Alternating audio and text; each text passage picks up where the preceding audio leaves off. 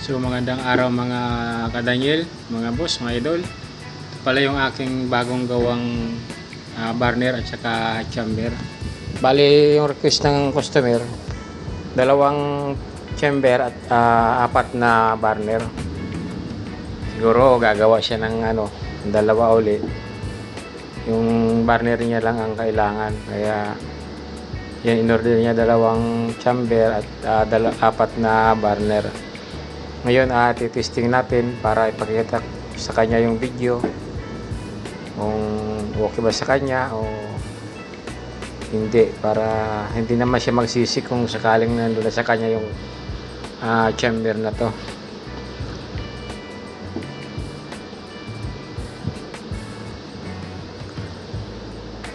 So bali ayan, umpisa natin mga kadanyel ang pagpapainit ng chamber para lumabas na yung kanyang kulay blue na apoy.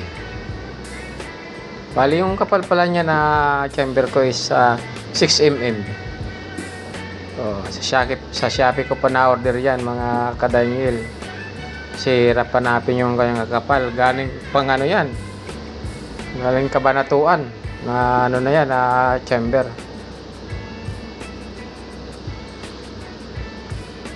D4 yan, D4. At ang taas niya 10 cm. Bali ako na lang nag-curve niyan. So ayan nakikita niyo naman, malabas na yung kanyang kagandahan, kulay blue.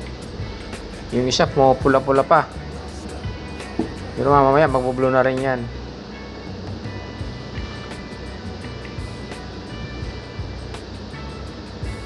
Yun tingnan nyo, gumanda na yung apoy, tumaas wala pang supply ng oil yan, kaya medyo may bumababa, may tataas. Kasi pag nasalinan natin, medyo lalaki yung apoy. Paubos na yung apoy, yung bababa din yung kanyang yung langis, bababa rin yung kanyang apoy. Yung bandang kanan maraming langis, kaya nagkukulay orange pa.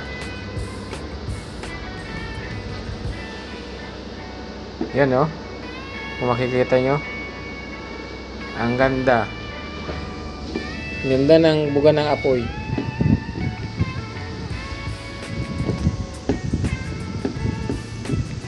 Kaya tapatan yung D5 nyan.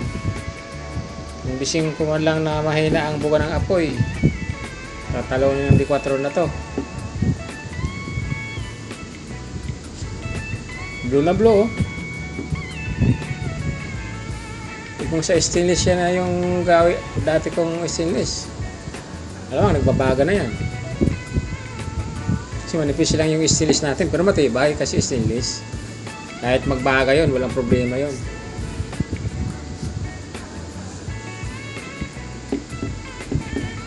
So ayan ganda napaganda ng apoy parehong-pareho, kuhang-kuha yung kitang-kita yung lumalabas na butas na kulay blue.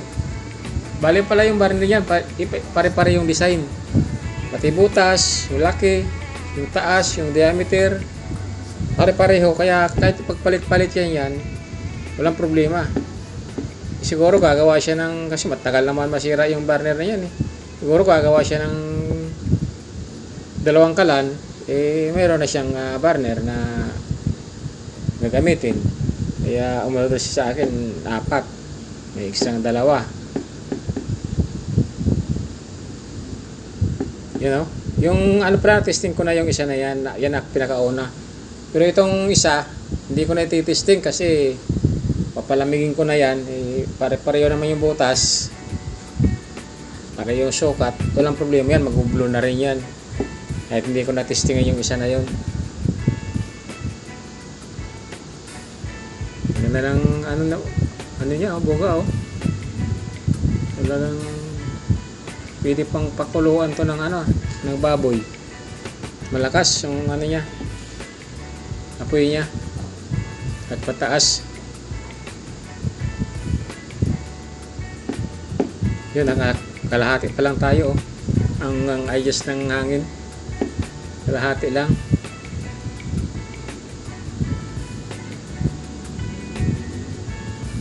So ayan mga ka-Daniel, mga idol, mga boss, maraming salamat sa panonood at sa suporta nyo, sa walang sawang pagsuporta sa aking maliit na channel na to.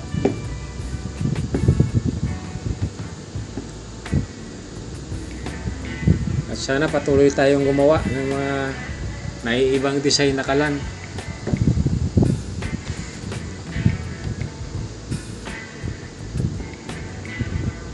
So yan, medyo paubos na yung kanyang langis. At patapos na rin ang ating video. Maraming salamat sa inyo mga ka-Daniel, mga idol, mga boss.